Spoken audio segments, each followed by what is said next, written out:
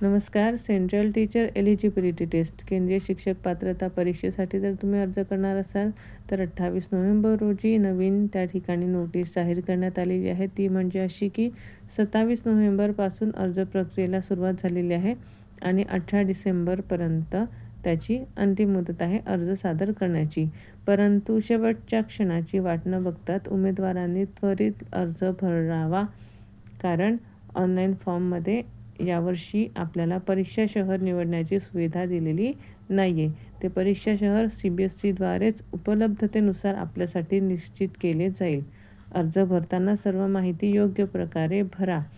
म्हणजेच काय तर आपला ॲड्रेस आणि पिनकोड योग्य तो अचूक त्या ठिकाणी नमूद करावा, जेणेकरून आपल्याला जवळपासचे परीक्षा केंद्र जवळपासचे शहर परीक्षा केंद्र म्हणून मिळू शकते.